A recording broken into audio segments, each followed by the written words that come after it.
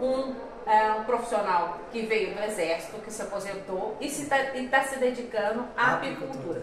Fala um pouquinho para a gente sobre mercado. Como que tem sido ao longo desses anos que você tem investido em mel, como que tem sido o mercado para o apicultor? A gente vê o mercado de duas formas diferentes.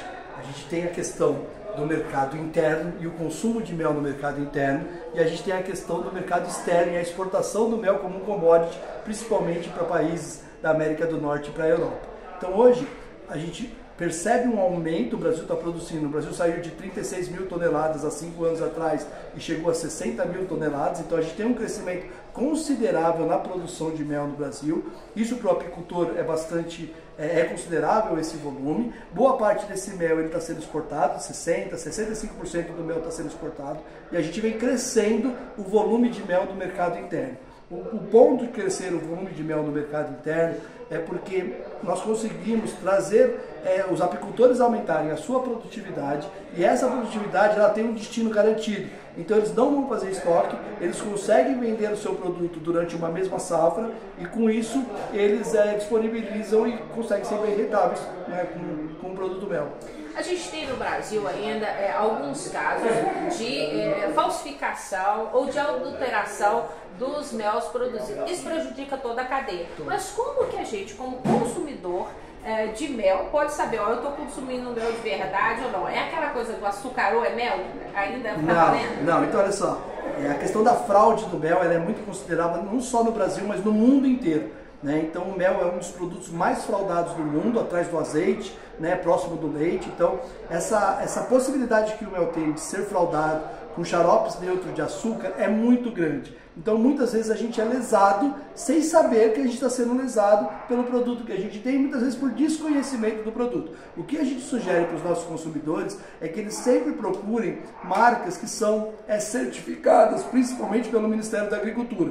Sejam certificados pelo Ministério da Agricultura no nível municipal, no nível estadual ou a nível federal. O CIO regional, aquilo lá é que garante a qualidade. Aquilo garante. E mais do que isso, que os consumidores comecem a conversar, seja pelas redes sociais, seja fazendo visita, com as empresas que estão comercializando o mel para eles. Então, se eu estou comprando mel de uma determinada empresa, vou verificar como que essa empresa trabalha, se essa empresa é uma empresa idônea, né? Se o produto que ela está levando ao mercado é um produto que a gente realmente pode consumir. Com relação à cristalização, que a gente chama açucarar o mel, isso é um processo químico. O mel ele é formado de açúcares, né? Então as abelhas elas vão até uma flor, coletam um néctar nessa flor, levam para dentro da colmeia. Nesse caminho elas utilizam enzima para poder quebrar, né, a sacarose, que é o açúcar que a gente tem no néctar, em glicose e frutose. Então a relação que a gente tem entre glicose e frutose, isso faz parte de cada uma das plantas, é que definem a cristalização. Então quando eu tenho méis com uma quantidade de glicose maior, por exemplo, o mel de eucalipto, essa quantidade de glicose maior do que a frutose, eu tenho um produto que vai cristalizar, ele vai açucarar. E assim, ao mesmo tempo, se eu pegar um mel de cipoúva, que a gente está agora no momento da colheita, ele é um mel que tem um pouco mais de frutose do que glicose. Isso vai fazer que ele, se tiver uma cristalização, vai ser bem tardia. E muitas vezes a gente consome antes ele de cristalizar. Então esse conceito do mel estar açucarado ou não, ele ser falso ou não é uma verdade absoluta. Né? Então a gente precisa verificar, acho que mais em relação à idoneidade das diversas empresas que estão comercializando mel. Mas e para quem produz mel? Como que está a questão da sustentabilidade? O que essa palavra significa dentro da produção de mel hoje no Brasil? Eu acredito que sustentabilidade, Valéria, representa, o tripé da sustentabilidade se representa na apicultura, porque a apicultura ela gera renda no campo, ela mantém o homem no campo, ela melhora a qualidade de vida das pessoas por meio dessa renda e ela trabalha toda a biodiversidade por meio da polinização. Então nós temos representado toda a história da sustentabilidade dentro da cultura, da apicultura de maneira geral. Então assim, hoje, né, nós temos cada vez mais comunidades né, investindo nessa questão de apicultura. A gente tem visto uma entrada grande de mulheres, né, no segmento da apicultura, isso principalmente no campo. A gente tem jovens entrando na apicultura, isso faz com que a sustentabilidade quer dizer você manter alguma coisa viva por um período bastante longínquo. Então, e quem está consumindo está preocupado com isso? Pô. O mel também ele está na indústria de alimentos e ele também está na cosmética. Os novos consumidores, eles estão olhando para isso, a importância desse mel nessa cadeia produtiva? O mel, estão olhando, a gente tem, na cadeia produtiva da apicultura, né, hoje a gente tem esses consumidores chegando com um viés muito voltado para a saudabilidade e para a busca de produtos naturais, produtos que têm o mínimo de ingredientes possíveis. E o mel representa, né, um único ingrediente. Então, esses consumidores que estão buscando esses produtos naturais, esses produtos que trazem, né, uma qualidade nutricional maior, deixando de consumir produtos industrializados, são os consumidores que estão chegando para consumir mel hoje. O Brasil ainda consome pouquíssimo mel, né, o per capita, 60 gramas aproximadamente é o per capita de mel. Por exemplo, Estados Unidos. Lá nos Estados Unidos consome 1 quilo de mel, né, então, por ano. Então, assim, a gente tem problemas culturais em virtude disso. O mel ainda é muito jovem no Brasil. Acredito que a gente consegue fazer bons trabalhos para poder aumentar esse consumo per capita de mel. E esse consumo e o aumento desse consumo per capita de mel por parte da população está diretamente relacionado com a produção. Então, tem uma ligação muito direta da produção, apicultores, sustentabilidade na cadeia com o consumo de mel. Então, nós produzimos pouco ainda. A gente ainda produz pouco. A gente é o 9º maior produtor de mel do mundo, com 60 mil toneladas. Primeiro é a China. Primeiro é a China.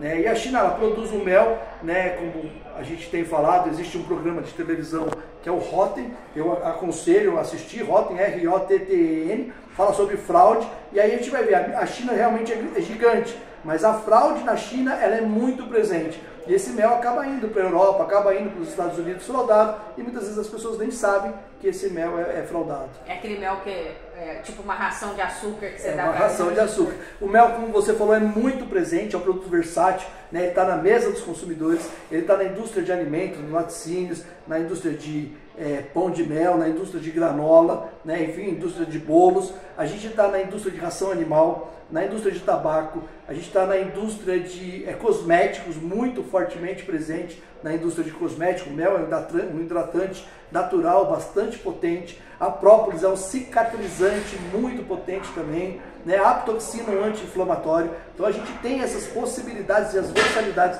dos produtos que são do universo da colmeia para poder atender diversos segmentos do mercado farmacêutico, mercado alimentar, mercado químico, o mercado do agronegócio de maneira geral. Na sua palestra, o senhor desafiou os apicultores em aumentarem a produção de mel justamente pela baixa produtividade, mas também para suprir a nossa necessidade e até abrir novos mercados. Como que o senhor enxerga tudo isso? Como a gente falou, está totalmente ligado a produção de mel, né, com o consumo de mel. Então hoje nós não vemos publicidade envolvendo mel, propagandas envolvendo mel.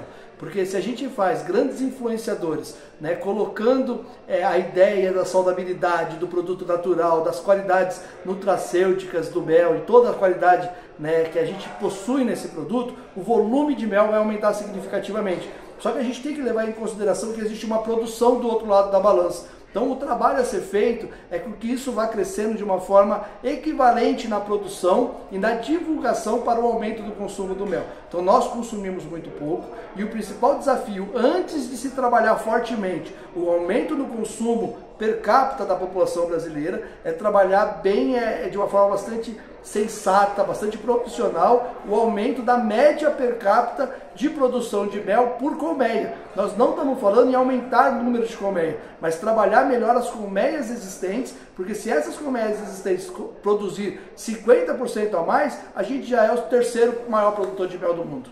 O Brasil produz o melhor mel de altíssima qualidade.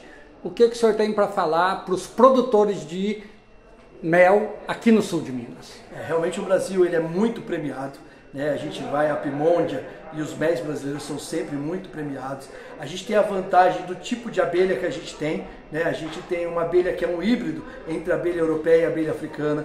Isso faz com que as abelhas nossas sejam muito resistentes a doenças, e como as nossas abelhas são resistentes a doenças, a gente trata com menos medicamento as nossas abelhas, e com isso a gente tem um mel de qualidade excepcional. Então o que a gente pode falar para os nossos apicultores aqui no sul de Minas é que acreditem na apicultura, que trabalhem as suas colmeias, né, que tragam mais pessoas para a apicultura, porque é um projeto desafiador, é um projeto que tem as suas peculiaridades, né, que tem um envolvimento muito forte do clima, né, da manutenção daquelas colmeias, né, a utilização, né, do EPI, que muitas vezes é bem desagradável para o apicultor, porém, né, eu acredito ser muito rentável. Né? A apicultura ela é um processo rentável quando a gente compara com outros produtos também de origem animal. Então vale a pena você mergulhar, entender muito bem esse mercado, escolher a fatia do mercado em que você busca trabalhar, e aí acima disso você desenvolver um bom trabalho com profissionalismo